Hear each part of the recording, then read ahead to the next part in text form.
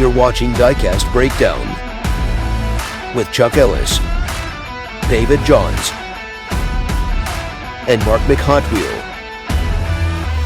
So sit back, strap in, and hang on. The breakdown starts now. Hey there, folks. Chuck here, and welcome to Diecast Breakdown. I am joined, as always, by my esteemed co-hosts, Mr. David Johns. What's up, everybody? And Mr. Mark McHotwheel. What's up, Hot Wheel homies? And we are so excited to have our amazing guest with us today, Paul Udellis, also known as Fat Guy Productions. But before we get to him, I'm going to give a shout out to some new members that have come on, and a big shout out to Dane Self, who has been giving away these things like they are candy. Thank you so much, Dane, for providing memberships to people. Again, we want to give a shout out to Fia over at Mad Visions, who became a new patron. We also want to shout out Fantastic, Superbird Diecast, Rudy Moons, Bunker Diecast Channel. Again, a shout out to Honest Diecast. Thank you, Derek, so much for joining the ranks. Rico Bobe, Nitrous Diecast, and some people called Twice Diecast. That can't be right. He must have joined us twice. Never heard of him. Must be nice. So Auto nice. Peak Detailing, Did it twice. who will detail everything from your flea-bitten Subaru Outback all the way to a Lamborghini Aventador. I don't know if you've done an Aventador specifically, but I know you've done a few Lamborghinis. No. Giardo and Yeah. Oh, close enough. they're all the same. They're all the same. They're all pointy in the front, and they got the big taillights in the back. I don't know. They make a loud noise. They're all the brightly same. colored. All the same. Please leave your comments about Lamborghinis to Mark McHotwheel. Well, anyway, we are joined by Mr. Paul Udellis, also known as Fat Guy Productions, and really kind of one of the elder statesmen of the diecast customizing kingdom on YouTube. Paul, thank you so much for joining us today. It's absolutely my pleasure. I love your show. I watched you for a long time, and yeah, it's great to be here. Oh, I am honored because before I started doing my channel, I watched you, and I watched the other Three Blind Mice, and I watched Bare Metal HW. And so for those who somehow have watched this show and not heard of you, tell us a little bit about yourself and how you got started on YouTube. Well, I'm a retired firefighter, and I'm a hobby guy. I've always been a hobby guy. I guess I'm really fidgety and always need to have something to do. So I do a lot of different hobbies. I like to try different things. And the YouTube thing really just kind of happened by itself. I really didn't plan to do a YouTube channel. It was just, I put up a channel to share a couple videos. And the more I learned about it, the more I thought, okay, maybe this is something I want to do. And then one day I was making a coin ring, because if you've watched my channel, it's pretty eclectic. Mm-hmm. And so I did a coin ring, and I thought, maybe people would like to see this. And so I filmed it, and I put that on YouTube, and that just kind of led to other things. And then as I was working on YouTube, I was finding Bare Metal, like you mentioned, and he really got me back into the diecast. Yeah, I started trying to restore Hot Wheels 30 years ago. Seriously? Wow. Before the internet was really big. Mm-hmm. And I didn't know if places like the Redline Shop existed or anything like that. It was an epic failure. So when I found Bare Metal, it really kind of got me into that. And then I brought that to the channel that was already established through coin rings. Mm-hmm. That's really cool. I didn't know that. I thought you started with the diecast first. So when did you start with the diecasts? No. Well, you see, the diecast path was difficult. Like I said, I tried to restore Hot Wheels specifically over 30 years ago. To my knowledge, there were not paints, there were not wheels, there were not parts. At least I was unaware of them, because like I said, the internet really wasn't, and it hadn't exploded yet. And I gave up. The results were terrible. Then I found bare metal by watching YouTube, and that was 10 years ago, something like that. Mhm. So then I found out that there were supplies out there for us. So I decided to try and restore cars. This is my first attempt at restoring a Hot Wheel after finding bare metal. Oh, nailed it. It went okay, but I quit again. And then after I started the YouTube channel, started doing coin rings, it came back up again. And I decided, hey, let's see how it goes on my YouTube channel. And so I started again, and there it is. It was early 2020 when I started getting back into it, like everybody who had gotten sent home and needed something to do. And I found the Three Blind Mice I think that was my second video that I did. My second custom was a Three Blind Mice build. And I had done a 59 Dodge Coronet Moonshine Runner. And then I think the next Three Blind Mice build was the Ford Anglia with the tilt front. And that was my first foray in. And what a great idea to do group builds like that. Really helped me. I got like a couple dozen subscribers immediately after that one. And for just starting out, I was like, oh my gosh, what's happening? I've got like 100 subscribers now. And it's just really cool. And it really was kind of my gateway into diecast community. And I know it has its dramatic ups and downs. By and large, I've been so thrilled because I've gotten to meet folks like you and David and Mark through group builds and group activities and charities. And there's this really great like St. Jude auction that Paco's doing right now that's been raised several $1,000s for St. Jude, which is super cool. And Yeah, like 2,100. yeah, exactly. So like, and that's just the first part. He's going to do another one as we're recording this. We're before the second weekend. But I'm curious, like, as you were getting started and since you had kind of tried this on your own, like, what has your experience been with the diecast community as you kind of had this hobby, you put it away, and then you picked it back up again? Honestly, and I can say this completely, if it weren't for the community, I would not be restoring diecast. As much as I wanted to, I just didn't have the skill set. I didn't know about the resources. It just wouldn't have been. And like I said, I wanted to do this for a long, long time. I really thought it sounded like fun. But just bare metal. I mean, who didn't learn something from bare metal? Right. And whether it's just the way you prep your bodies or where you can get your supplies, it was just what I needed to get me over the hill. I had figured things out. I figured out, well, Spectre Flame is clear paint over polished metal. Okay, I got that. But I was gluing cars back together. This little guy, he's glued back together, and he has some little fake rivet heads in there to hide the fact that it's just epoxy. But it didn't really work for me. And bare metal showed us all how to drill out the casting. And then after bare metal came things like the Three Blind Mice and Lee Kimsey, who was the brain trust of that whole thing, aka Time Rider. And just that support. And then it's like we all kind of fed off of each other, and it really kind of blossomed into a fun thing.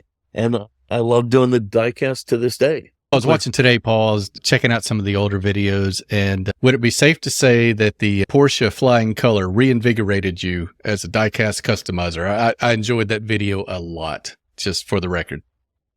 I don't know why that thing dislikes me so much. I don't dislike it. I did it originally because I thought it was a really cool looking car, but it came out great.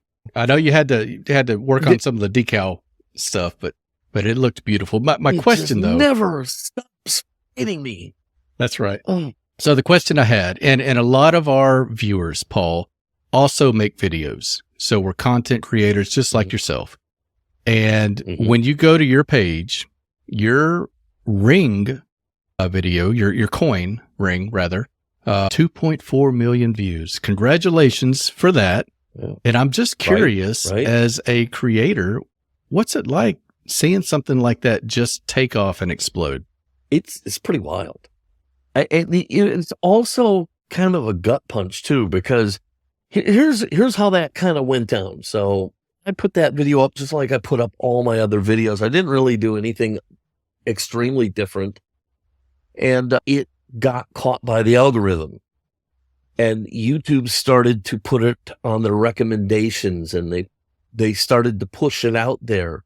And there was this stretch where I was getting these massive views every day. And I was like, yeah, this is great. And you're watching your subscribership go up, and you're seeing the viewership go up, and all these numbers are going in the right direction. And then they move on from you. And it's like, into the mud, scum queen. And they're done with you.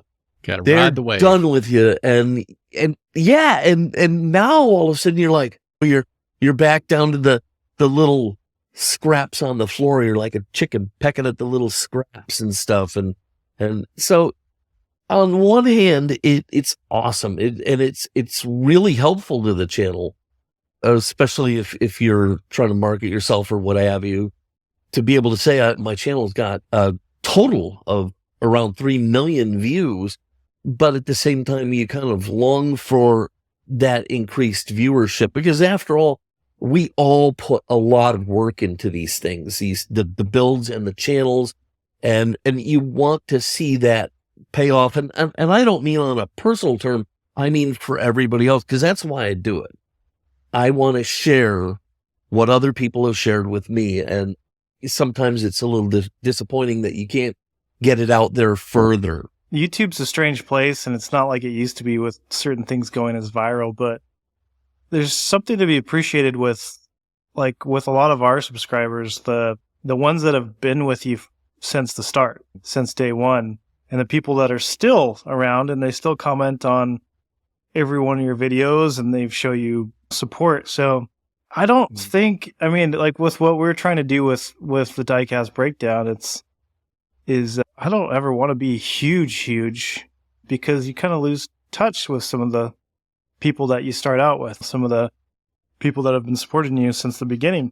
So it's a tough thing, because I think a lot of us long for videos to go viral, but then where do you go from there? It's just nice to post things because it's something you enjoy doing and you don't expect anything out of it. Whether it's you get 3 views, I mean, because I don't know, sometimes YouTube, especially lately, they do you dirty, and you get, there's been videos where I post a short and they need 3 views. Like, that's it.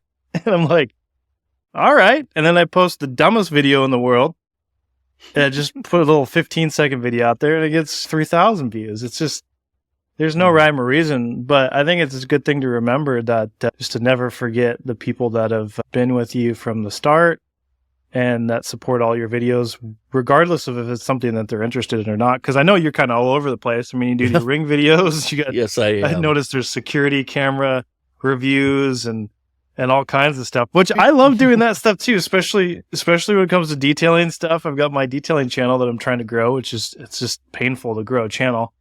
I appreciated that too, because it's like, just post what you enjoy. Don't worry about having everything perfectly structured.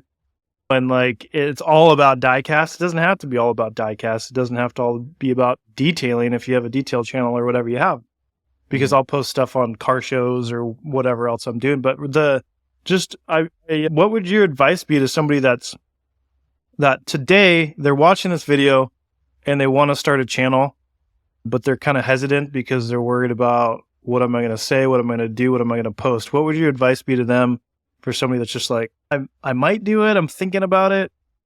What would your advice be? Mark, you already said it.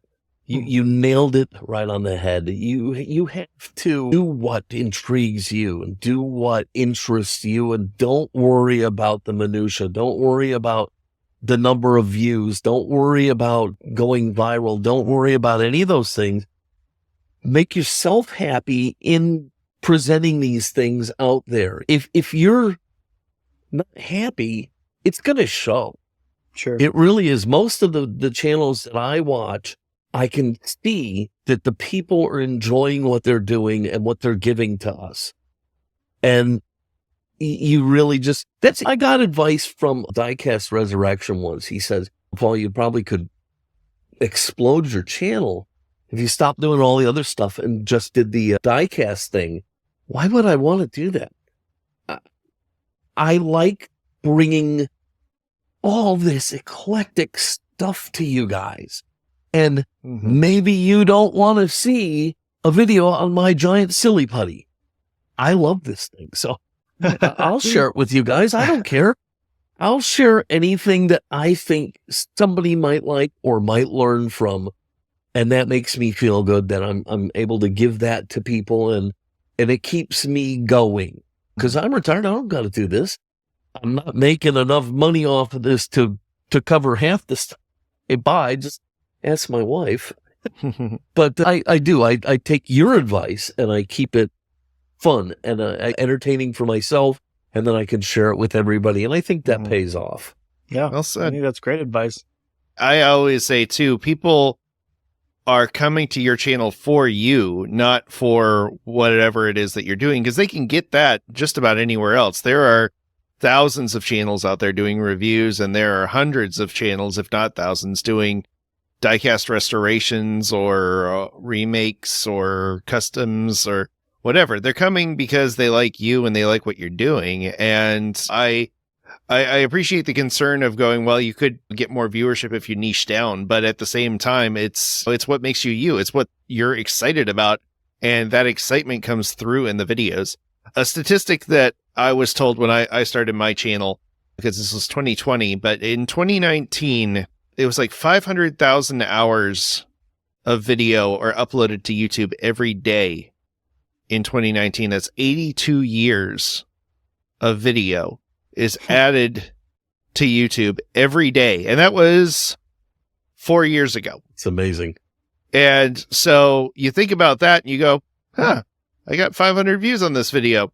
Not bad, considering it was competing with pretty good a lifetime worth of video out there that was getting added to every day. So that it just boggles the mind to think about that sort of thing. I mean, first of all, the server space. Beyond that, just the fact that we're finding our audience. And again, the Hot Wheels world, since I'm throwing statistics out there, Hot Wheels collectors alone, avid Hot Wheels collectors, there are 15 million estimated avid Hot Wheels collectors in the world. The average number of their collection is over 1,000 cars. And that's just Hot Wheels. That's not counting any of the premium collectors or 1/18th scale or Matchbox or Auto World or Greenlight or any of those guys. So there's a large audience out there, and there's probably going to be a decent amount of people that like specifically, or specifically as Mark likes to say, what you do. And so you go out there and you say Pacifically instead of specifically, and you're going to pick up a few subscribers. I think that's Mark's tech. He got Mark, me. Absolutely. Got me. That's specifically right. And collect zoom ins like Mark does. But anyway, God. so yeah, hands down. Yeah. So Paul, you have done just so much stuff, and I want to keep it a little bit to Hot Wheels for the time being, anyway, since that is kind of what the show is about. So let's we've talked about your Nemesis Hot Wheels. What are some of your favorite castings to customize or to restore? Sweet 16s. The Sweet 16s. The cars that I grew up with were year 1, year 2. Mm. Those are the cars I love. I love to do them. They're not a big challenge. They're just fun, easy, and I get the gratification out of breathing life back into the cars that I knew and loved as a kid. Now, I've lately been branching out into some of the later years when I had started to move away from wheels. But yeah, absolutely. Those are some of my favorites. I have something here, speaking of favorite. So you may remember the Green Hornet. Yes. I had so much fun with this car. I can't begin to tell you how fun this was. So actually, just yesterday, I thought to myself, you have a Corgi Batmobile. You love Batman. You're a Batman addict. Why haven't you restored this? So this is on the chopping block, and I can't wait. You heard it here first, folks. But yeah, really, the Sweet 16 stuff. Yeah, you did. It's a little Easter egg for you. So the the Batmobile, I've got all the parts. It's going to happen soon. But the Sweet 16s, they're not a challenge anymore.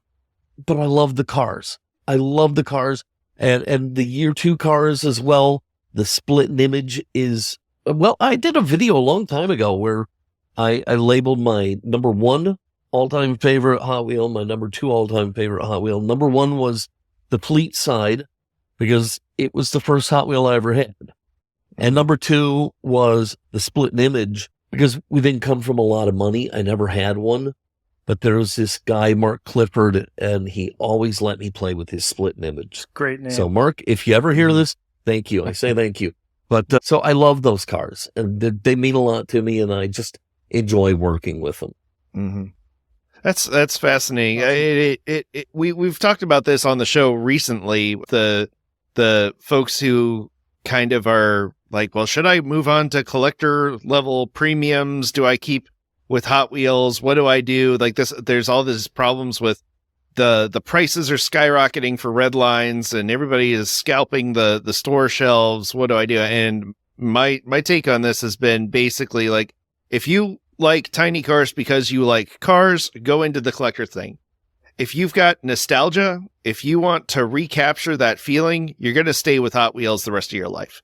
And that's very interesting that you would bring that up, because again, it like there's nothing that tops that feeling of your original Hot Wheels. Like I remember getting some of my first Hot Wheels cars, and some of my first cars, one of my most prized ones was a Yachtming VW Beetle, because it was the closest thing I had to a Herbie. And I remember being 7 years old and painting it white with paint and getting really frustrated and trying to paint stripes on it and getting really frustrated. I threw it in a box, and my brother gave it to me. He found it because he got my cars, and I got it back, and I was able to finally make it into the Herbie that I wanted to make it. And that was one of the first customs that I did. I didn't do a video of it because I was still trying things out, but it's so cool that I was able to go full circle and be like, yes, this is my first custom.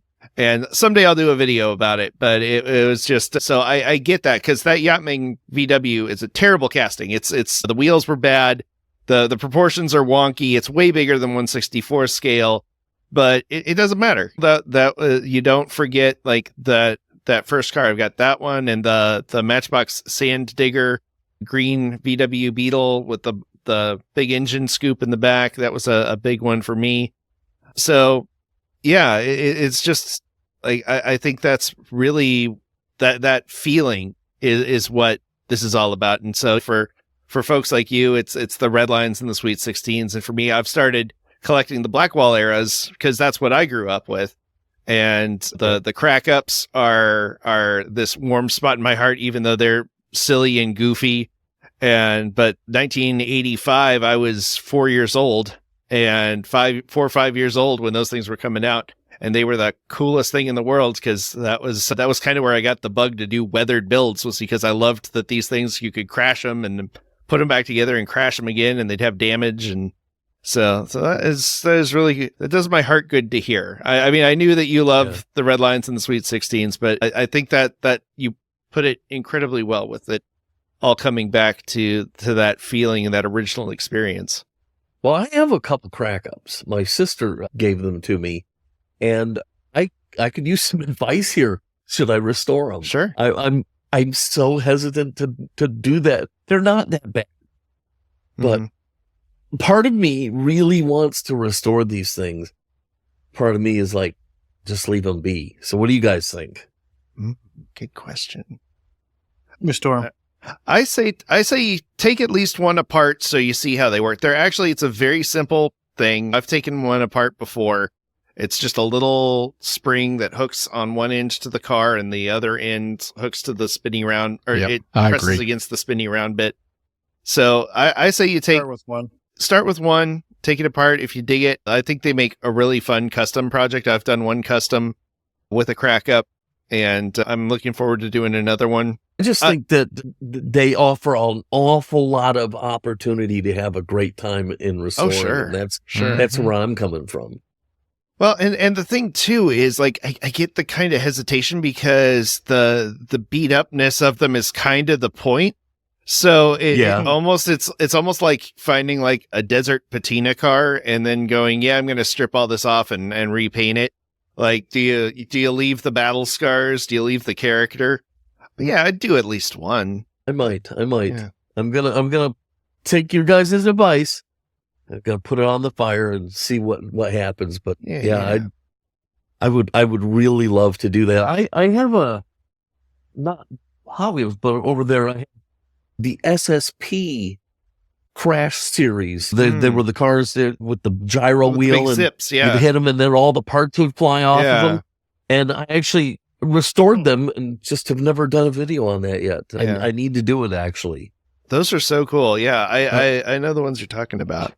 You ram it into the wall one time, all the pieces shoot everywhere, and you lose 3 of the pieces. Yeah, Under the never go oven, back under together. the fridge. Yeah. Because I did that. I took one after I fixed them all up, and I ran it into the fireplace, and it took a while to find all the parts because I had no memory of just how far these parts were going to shoot out. We'll be back with more Diecast Breakdown after this word from our sponsors. What's up, everybody? This is Derek from Honest Diecast, and you are watching Diecast Breakdown. Here's this week's small channel shout out. Full custom diecast. If you have a favorite Diecast channel with less than 700 subscribers and you'd like to see them highlighted on a future episode, email us at diecastbreakdown@gmail.com. The Diecast Media Network store is here. Wear your passion with pride, featuring designs from Diecast Breakdown, flying Valiant builds, plus unique designs inspired by diecast culture from Justin Ellis. Visit tpublic.com/Diecast Media Network now. Hey, this is Champion DJK, and you're watching Diecast Breakdown. And now back to Diecast Breakdown. Hey, Paul, can you do me a favor? There's a lot of guys making videos now. And in a lot of your videos, you pay homage to Marty in Australia, who does Marty's Matchbox makeovers.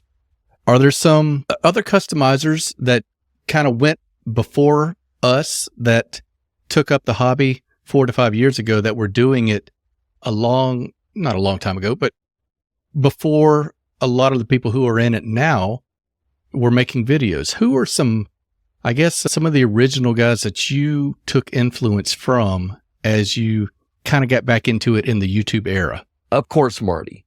But like you said, I talk about Marty a lot.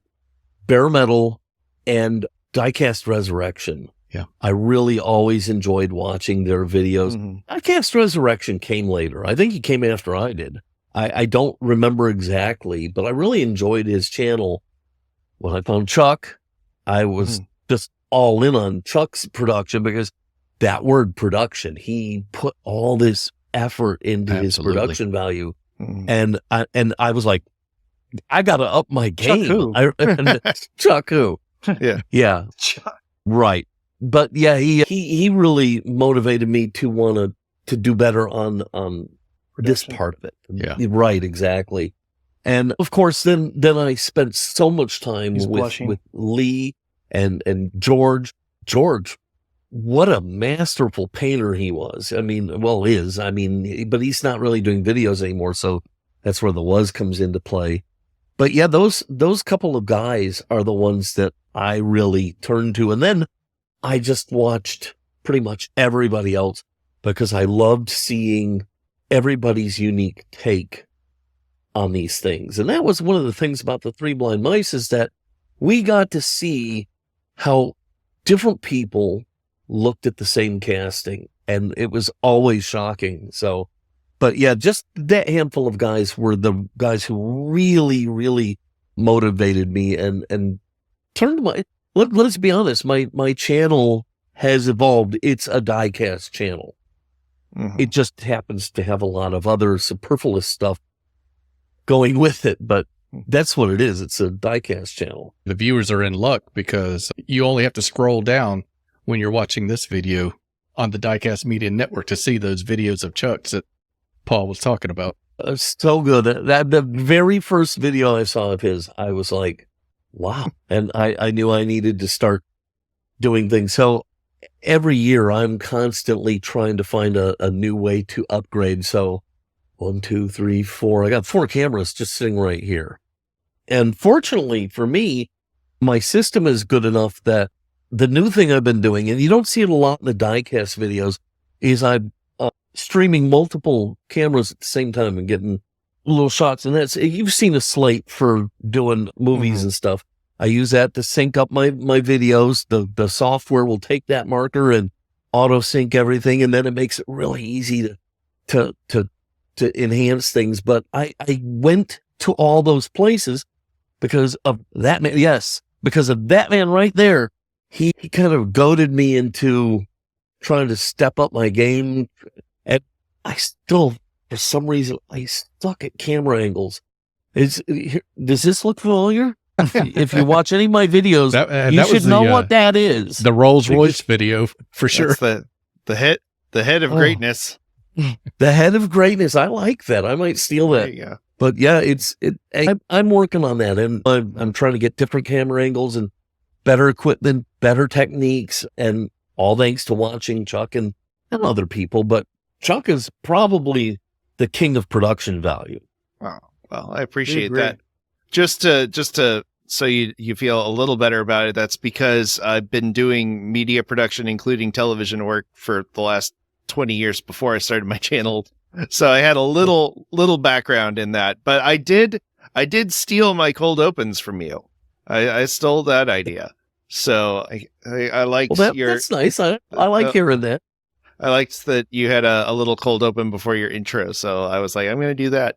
So when I was looking to do stuff, but yeah, I understand where you're feeling on the camera angles. And I think anyone who has tried doing video on a custom immediately figures out just how difficult it is, because you're having to watch the camera and watch yourself. And usually you've got the camera mounted to your desk, so you're trying not to bang your desk or move things too much. I actually need to, my old setup had a much better camera mount, because I actually had the camera mounted independent from, it was actually bolted into the wall, and I had a board come out, and so I had my phone up here, and I actually put a little mirror up above it so I could look up like a periscope and see what I was doing down here. And that way, if I moved the desk or anything, because it wasn't connected to the desk, it wouldn't jostle the camera, which was really handy. And I don't have that right now because I just completely reconfigured my studio and I haven't built that yet. Maybe that'll be my 4th of July project.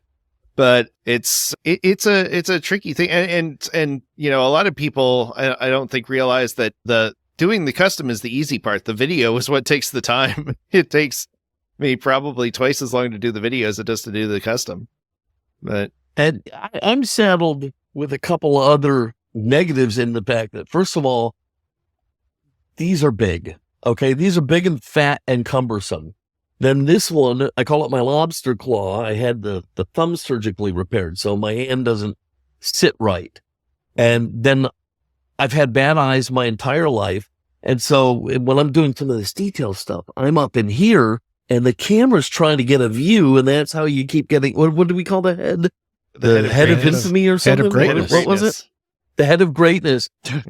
You know, you're always, I look back at the video and I go, oh no, the head is in it. And people don't realize it makes us feel bad when we don't get a good shot for them. Oh yeah. But at that point, you can't go back. There's nothing you can do about it. It's done. Yeah. That video of you putting the video of you putting a wristwatch together was nerve-wracking because oh my God. Yeah, you had this thing where it was just like silence as we're watching you try to put the second hand or the minute hand or something on, and it was just like, it was the second hand. It was the last hand, and it's the most fragile, and it's the smallest pin, and it's just, Lord, that was tough. Everything else was okay, except for the fact that my fingers didn't fit in the finger cot, so my fingers were going numb the whole time. But that second hand was a bear. But I had a lot of fun doing that.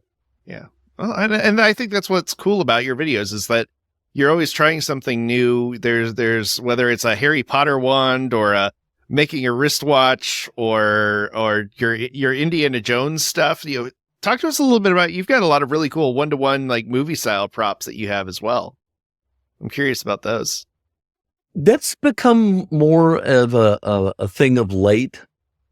It started probably with models. Like I'm looking across the room at my giant Enterprise, my Star Trek Enterprise.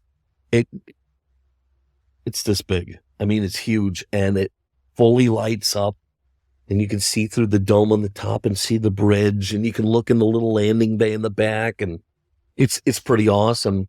But then that kind of led me into other things. I've got some cool Batman stuff.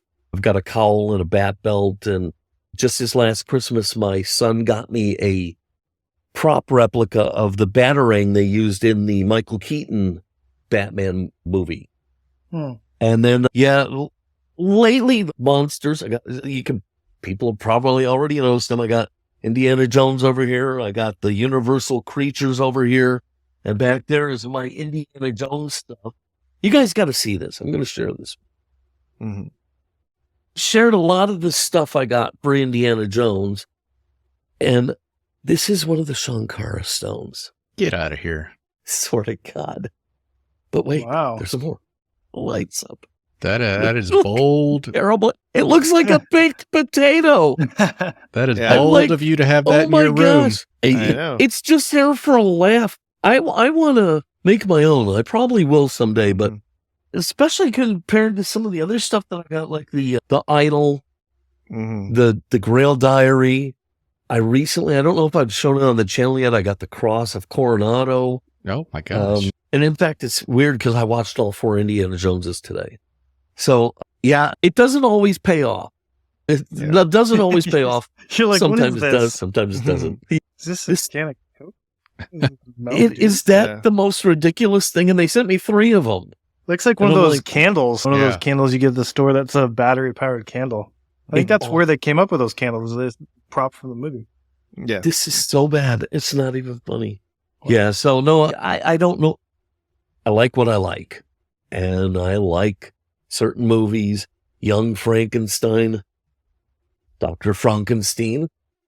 Nice. Oh, yeah. All-time favorite movie. This is number 1. And so if I can get something that goes with that, the things that I love, then yeah, I'm all about it. Yeah. We like what we like, right? We do. Like what we like. Right? Don't touch that dial. Diecast Breakdown will be right back after these messages. Hey everybody, this is Jovita from the SRT Jovita Show, and you are watching Diecast Breakdown. This episode of Diecast Breakdown is brought to you by you. That's right. We are 100% viewer and listener supported, and we are so grateful for those of you who have already supported the podcast and the shows we're planning to add to the Diecast Media Network family. You can find out more about how to support this project by visiting diecastmedianetwork.com or email us about sponsoring an episode at diecastbreakdown@gmail.com. The best way you can support what we're doing right now, though, is to subscribe and share these episodes with your family, friends, and Facebook groups. Anyone you think would enjoy what we're doing. Any extra attention we can get early on will go a huge way in helping this project grow. Thank you so much for sharing this journey with us. Hello, this is Diecast Dude from the Netherlands, and you are watching Diecast Breakdown. This presentation of Diecast Breakdown is brought to you by Twice Diecast and Dots and Man Diecast on YouTube. Please visit their links in the show notes and subscribe to their channels for more epic Diecast content. Alright guys, this is Mad Vision here. You guys are watching Diecast Breakdown. And now, the thrilling conclusion of this week's episode of Diecast Breakdown. Can you give 3, maybe rapid fire format, 3 tips for a young customizer who's just starting out? Because your videos are loaded with really novel ideas when it comes to customizing. Maybe the first one that jumps to your head. Maybe not that easy. The first one that jumped to my head, because it's sitting right in front of me, is this. That's what I was hoping you would say. This is a woodworking tool for drilling accurate screws for like drawer slides and stuff. So you can put it into the hole and it will self-center. You start to drill, and when you push, you can see this. Push. I think I'm going to be able to so you can see this. The drill bit pops out of the center of this. And so the little hole at the end will center itself over the top of the post's mushroomed end, and it will hold itself there just enough to keep everything centered so that you can start to drill out the post. And I bring this up first because I had a dickens of a time learning how to drill out posts, and it goes back to the problems I mentioned with my eyes. It's tough. I have that spatial issues. I can't catch worth a damn. I love sports, but I cannot catch because of my eyes. And so when I'm working with the drill, you've got to get it squared up this way. And this makes it so much easier. And then the side benefit of the way it can clean up the end of the post. I love this. This would be, it's affordable. It works great. I love these things. Where do you find them? Wouldn't be without them. I have links on almost all of my videos for Vicks Bits, but you can go to Amazon, type in Vicks Bits, and you're going to want the 3-piece set that's number 5, 9, and I don't remember what the other one is. But 5 and 9 are the two biggies that you want. Mm-hmm. Love those things. Here's number 2 right off the top of my head. Flitz. Gotta have it. This stuff, I use it for a million hobbies. Good polish. I polish. You can probably find other polishes that will do a great job. Well, that's but I haven't found any that do as good a job as easily or as quickly. This just kills it. It works great on the glass, the metal, you name it. If you want to get a shine to it, it works great. And then the last thing I would quickly say is learn to airbrush. Rattle cans are great. And some guys are killer at them. Jim Silva. I don't know how he gets the finishes he gets. Silky smooth. Amazing work. But airbrushing opens up a lot of other things for you. And I just did that review on Diecast Graveyard's clear coat. If you want to use that stuff, you got to be able to spray it somehow. You're going to have to airbrush. Learn to airbrush. It's not that hard. Trust me. If I can do it, that's anything that I show you in my channel. If I can do it, promise you can do it. Do you have any recommendations for airbrush? Because the thing for me that scared me forever was every time I tried an airbrush, I did it wrong. I got the Badger kit that everybody sold in those little cheap hobby shops with the siphon filter and a can of aerosol. And by the time I'd figured out how to get it to do anything, I was out of aerosol. So what do you recommend for someone getting started? What you did wrong. Exactly. Everybody tries that. I know it's a poor craftsman that blames their tools, but man, that thing, they should be criminal to be sold because they do not work. I have never been able to make them work. You can get a nice gravity fed Badger Patriot for under $100. And if you go to Spray Gunner, you can get one of their no-name compressors. I like the one with the air tank because it smooths out the airflow. But for $250, you're into airbrushing. You've got all the right equipment that you're going to need. And when you have the right equipment, it's going to make it that much easier for you. And all you have to do is just remember, push it down, air is flowing, no paint. The paint doesn't happen until you start to pull back on the trigger. So what I did when I started learning, I just made sure I was pushing down, letting the air flow. And then I would slowly now I don't have to remember that other part. All I got to remember is how much to pull back the trigger until I get what I like. And then I paint like normal and it works so much better. It's night and day. It's worth the effort. It's worth the added expense. If you're going to do a lot of this stuff, you really want to get into an airbrush, and it can be intimidating. I get that. I was intimidated. But again, if I can do it, anybody can do it. And so I would absolutely say get into airbrushing. And you don't need a harder Steenbeck airbrush. That's what I use because that's what I like. But I learned and had great success with a Badger Patriot. And I would recommend that to anybody. So yeah, don't be intimidated by it. Yeah, you brought up an important thing there, that dual action airbrushes are absolutely the way to go. I just picked up, I use Iwata's. I've used Iwata's for a while, And I just picked up Mr. Hobby one that was like $75, and it's fantastic. And it's on Amazon for $75 just as a knockaround. I got it because it's got like the 0.3 needle. It's a little thicker, so it's a lot better for like large coverage of things and better for widespread things like clear coats and stuff. It's not a very good detail brush, but man, it's amazing the tech these days. And yeah, you're right. The compressor, I think, is that's a tricky one for some people to master. It's funny because mine, I actually use a 30-gallon industrial air compressor that I have in my garage from my big car stuff. So I was like, I don't actually need a compressor. I'll just run a hose from the garage. So I've got my hose on a, you can do it. And I only have to turn my compressor on every few weeks. So I've got 30 gallons of. I'm almost 100% positive that this was painted with an airbrush running off of my big compressor out in the garage. I'm 99% that's how I painted that. Mm-hmm. Yeah. And worst case scenario, folks, you can go down to your local pawn shop or look at a couple of garage sales or check Facebook Marketplace. Cause yeah, I don't think a lot of people know that you can actually hook up airbrushes to full-size compressors. It's a very easy thing to get the adapter and just go with it. Yeah. But yeah, I agree. Like the whole world opened up to me when I did airbrushes, and I need to get the Vicks bits because I put a 1/4-inch hole in the palm of my hand right there. That dude, I've done that, and man, that is the worst. Yeah, because that drill bit gets in there and starts twisting all the meat. Oh yeah, oh yeah, exactly.